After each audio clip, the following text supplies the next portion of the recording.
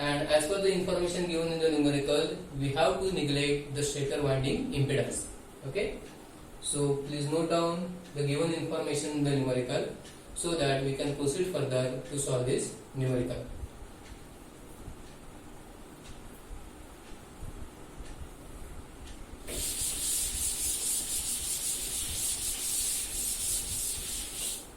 So first of all, I have to find out the synchronous speed of my induction motor. So synchronous speed expression is 120F, that is 50, upon P, that is 24. So answer is coming out to be 250 RPM, 250, and this will give me the slip corresponding to my full load condition as, please recall the expression for the slip.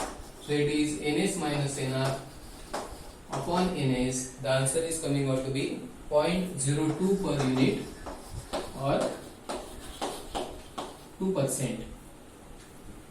Is it fine? Okay. We will also have to find out the value of maximum slip. So maximum slip is given by the equation R2 upon X2. So that is 0.015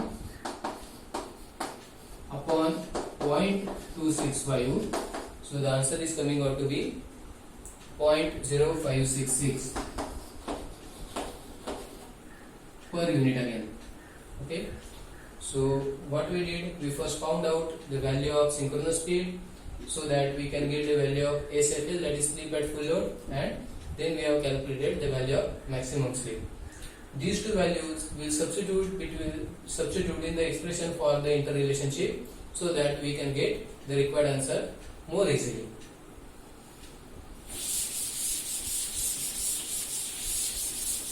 Now they have asked us to find out the ratio of Tmax upon TFL. So what is the equation for the ratio? This particular equation, it is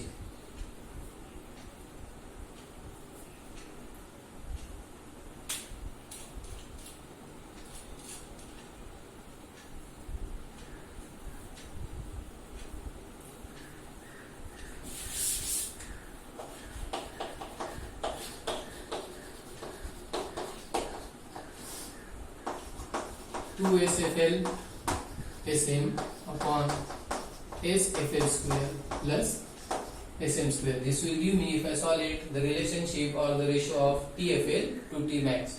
So just substitute the values over here. So it will be 2 into 0.02 into it is 0.0566 divided by SFL square. So it is 0.02 square plus SM square, and the answer which I am getting is 0.628. But this will give me the ratio of TFL to Tmax, and therefore Tmax upon TFL is going to be inverse of this.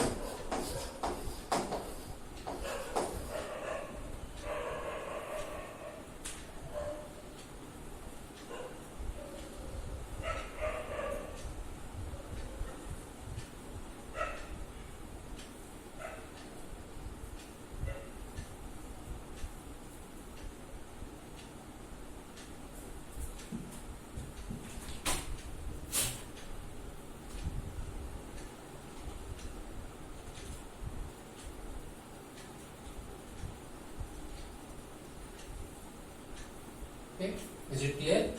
So this answer is coming out to be 1.592.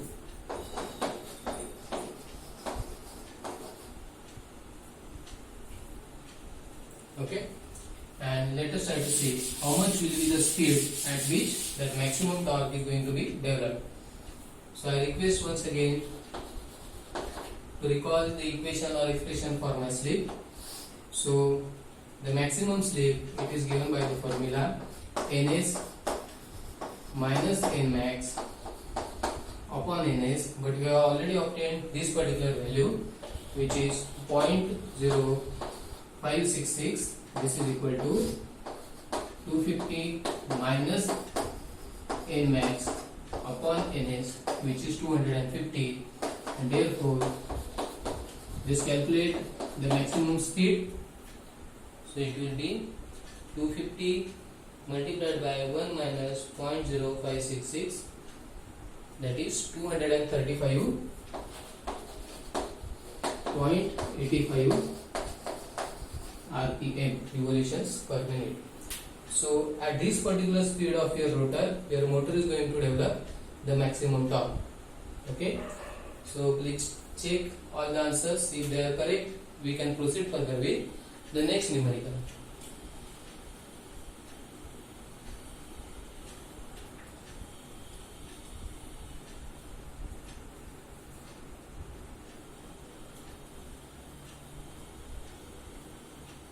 Is it fine? Okay.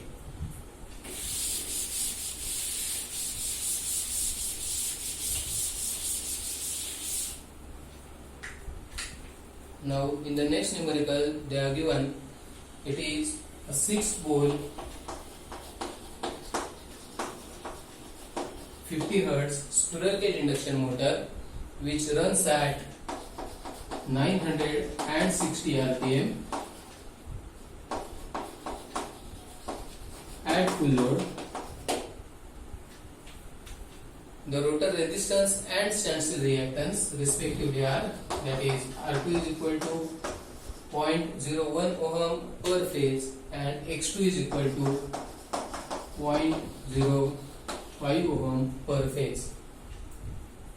And they are asking us to find out the maximum torque developed by the induction motor in terms of the full load torque, that is we are supposed to get the ratio of Tmax to TFL, and also we have to find out the slip at which the maximum torque occurs.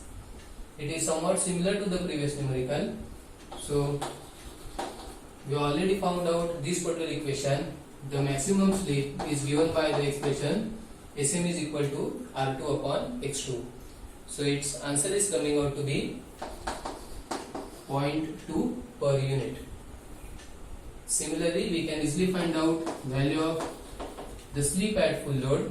So as it is a 6-pole induction motor, synchronous speed is going to be 1000 rpm. You can calculate it and check the value. So answer is going to be 0.04 or 4%. Okay, so we have found out the value of maximum slip, which is coming out to be 0.2, and we have also calculated the value of SFL, that is full load slip, which is coming out to be 0.04.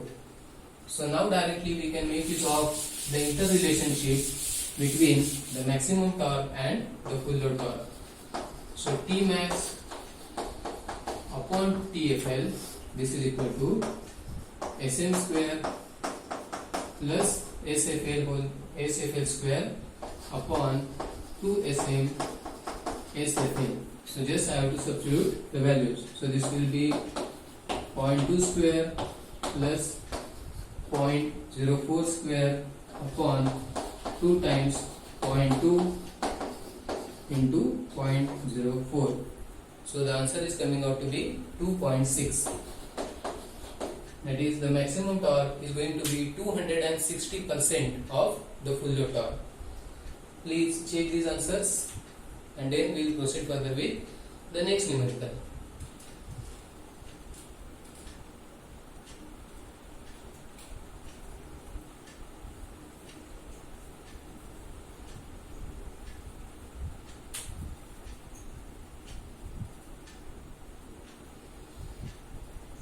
Okay, so fine. Let us try to solve one more numerical based upon this.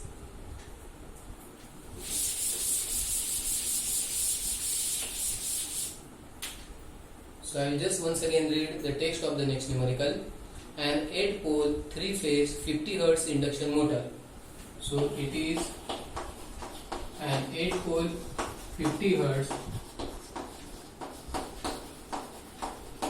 3-phase induction motor.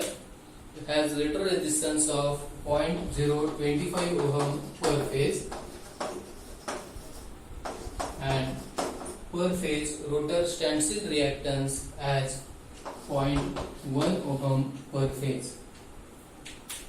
Now they are asking at what speed the torque will be maximum and what is the ratio of Tmax to Tst.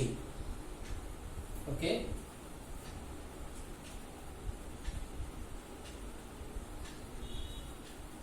So with this much information, first of all I have to calculate value of my synchronous speed. So it will be 120 into 50 upon 8. The answer is coming out to be 750 rpm, 750.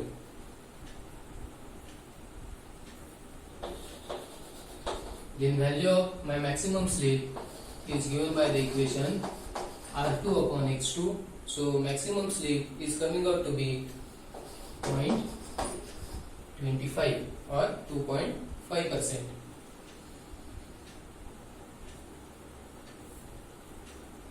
And now we can find out the ratio of Tst to Tmax. Sorry, Tmax upon Tst.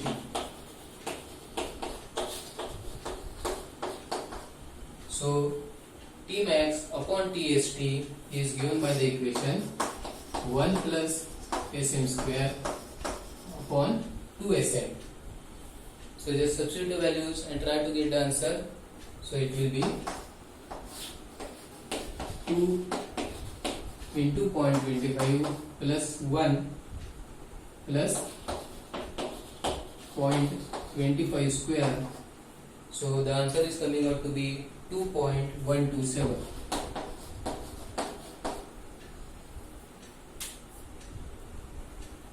That is, the starting torque is going to be 212.7% of the maximum torque.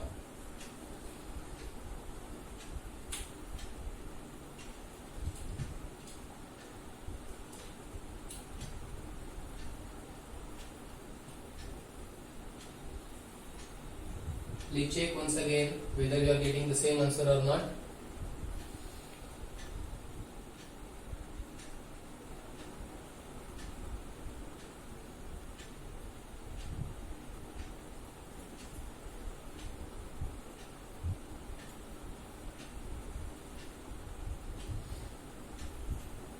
Okay, so let us try to solve another numerical based upon the similar concept.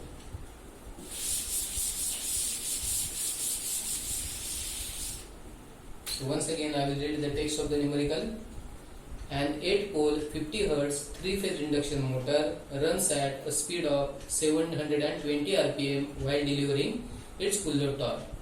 So it is an 8-pole 50 Hz induction motor and its full load speed is 720 rpm.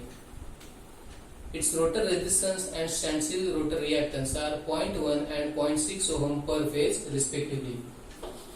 So R2 is 0.1 ohm per phase, X2 is 0.6 ohm per phase. An additional resistance of 0.5 ohm per phase is inserted in the rotor circuit to control the speed. So the external resistance which they are going to add is 0.5 ohm per phase. We have to calculate the speed at which the motor will run if full load torque remains same. That means upon addition of this much amount of resistance per phase in the rotor circuit, how much is going to be its speed? Still it should deliver the full load torque. That means full load torque is going to remain constant. Okay, so let us try to see how can we solve this particular numerical. So the first torque which is going to be developed at 720 rpm by making use of the generalized equation for my torque, which is T1 is proportional to Sm R2 E2 square upon R2 square plus S1 X2 whole bracket square. So if I substitute the values, it is, now we have to calculate the value of your full load slip. So it is 750 minus 720 upon 750. The answer is coming out to be 0.04 again. So it will be 0.04 into 0.1 into e2 square will remain as it is upon 0.1 whole bracket square plus 0.04 into 0.6 whole bracket square. The answer is coming out to be 0.378 e2 square.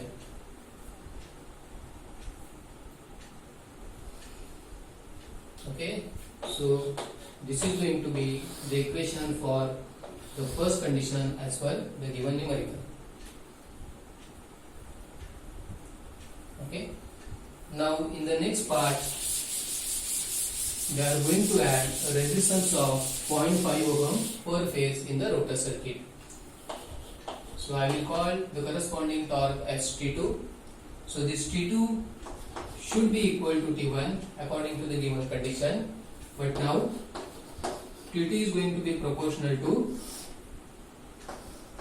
some new slip, let us call it as S2, into the new rotor circuit resistance. I will simply denote it by R multiplied by E2 square upon R square plus S2 X2 whole bracket square. Okay, so what is R over here? This R is the original rotor circuit resistance plus the external resistance. So answer is going to be 0.1 plus 0.5, that is 0.6 ohm. So value of R now has been increased from 0.1 ohm to 0.6 ohm.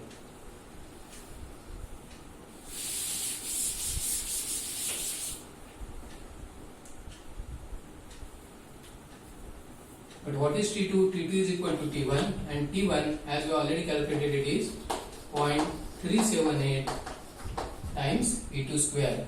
This is going to be proportional to S2 E2 square into 0.6 divided by 0.6 square plus S2 into 0.6 whole square. So as you can see, E2 square will get cancelled, and I will get now a quadratic in S2.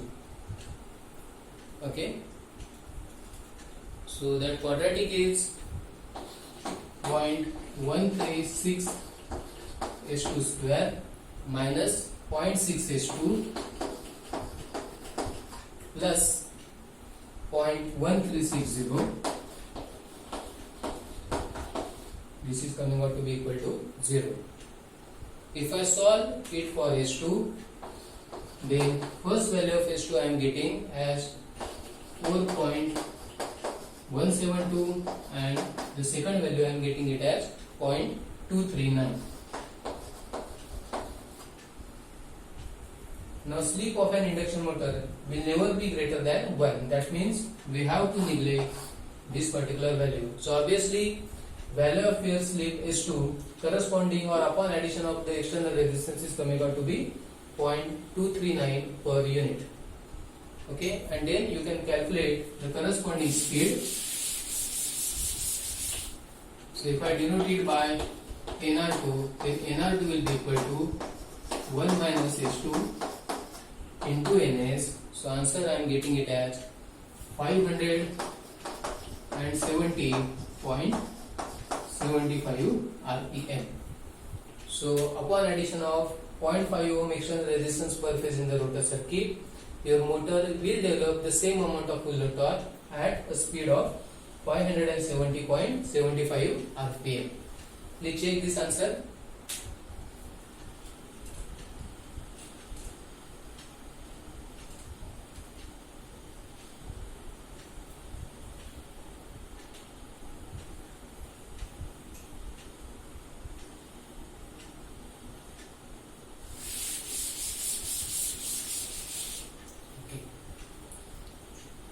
So let us try to solve one more numerical from previous semester paper. It has been asked twice, first in summer 2015 and then in winter 2010.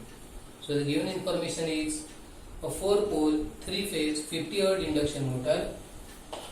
So it is a 4-pole 3-phase 50 Hz induction motor has an EMF of 120 volt induced across the star connected rotor terminals. That means induced EMF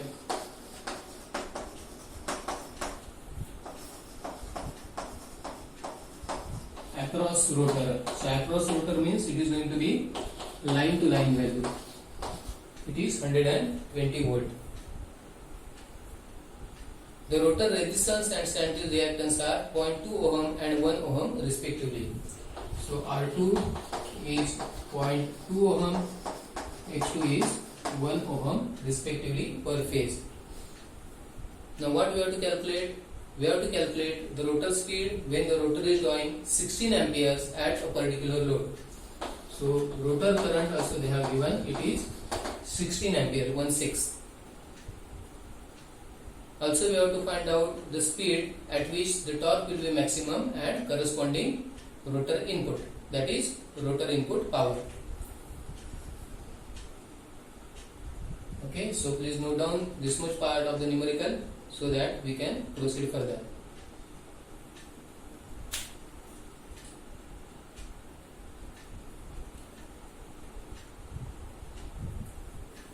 Okay. Now rotor current equation, we know I2 is equal to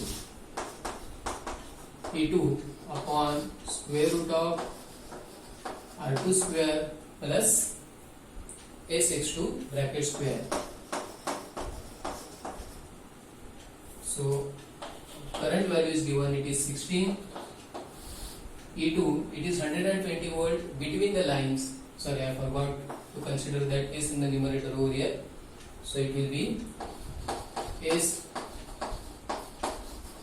into 120 upon root 3, as it is star connected rotor, divided by R2 square, that is 0.2 square plus S into 1 whole bracket square. Now once again I have to solve it for the value of S. As you can see over here, if you try to solve this equation further, we are going to get a quadratic in S. Okay, so I need to square both the sides so as to get rid of this particular square root sign in the denominator. So upon squaring, what I will be getting on the left hand side, it will be 256. In the numerator, it is going to be 4800 S